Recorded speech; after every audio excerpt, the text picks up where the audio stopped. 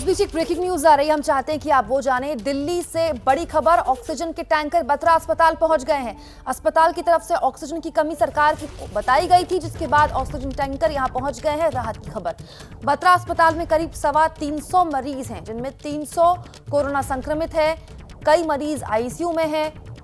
करीब 48 मरीज ऐसे हैं जो कि आईसीयू में हैं, क्रिटिकल हैं। अस्पताल ने इसकी जानकारी नोडल ऑफिसर और सरकार को दी थी। वहीं दूसरी तरफ Delhi heart and lung hospital में महज कुछ घंटों का ऑक्सीजन बचा है। अगर वक्त रहते यहां ऑक्सीजन नहीं पहुंचा तो मुश्किल में आ जाएगा अस्पताल।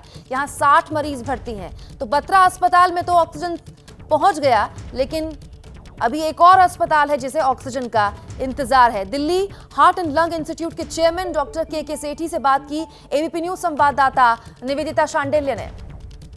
Delhi heart and lungs institute जो है, यहाँ पे भी ऐसी समस्या देखने को मिल रही है। तो हमारे साथ चेयरमैन डॉक्टर सेठी मौजूद हैं। सर, अभी क्या स्थिति है? क्या ऑक्सीजन को लेकर कोई परेशानी है? जी देखिए, ऑक्सीजन की परेशानी तो चल ही रही है और सप्लाई जो है वो बहुत इरेटिक है। मतलब अगले 3 घंटे की हमारे पास आ गई, फिर पता नहीं कि आगे आएगी कि नहीं। तो सरकार भी हमें मदद कर रही है, लेकिन हम अपनी तरफ से भी कोशिश कर रहे हैं। जैसे तैसे जो है वो बिल्कुल थ्रेड से लटक के हम काम कर रहे हैं।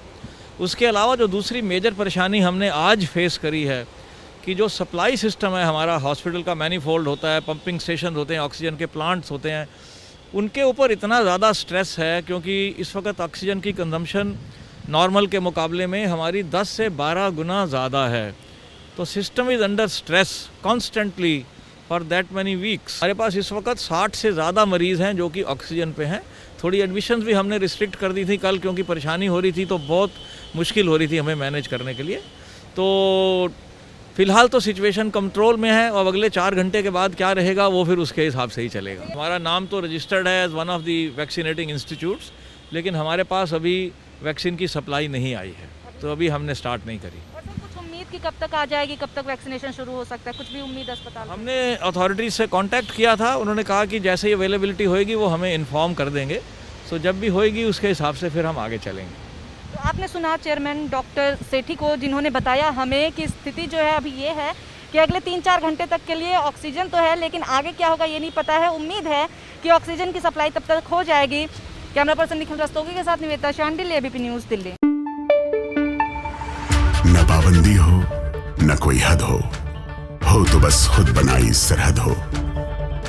ये मुहिम है परतों में छिपे हर सच की तलाश की, सियासत पर रखी पैनी नजर और आंख की, खबरों की दुनिया में एक जिम्मेदार आवाज की, जुर्म और जुल्म के खिलाफ हर बेबस के लिए इंसाफ की। जब कोई हद नहीं इंसानियत के लिए जज्बात की, जब कोई हद नहीं खुशियों और ख्वाब की, तब कोई हद क्यों हो नए नजरिए और बदलाव की। तोड़ के हदों के ताले नए सपनों को पाले, बांधे सबको एक धागे, आपको रखे आगे। ABP news.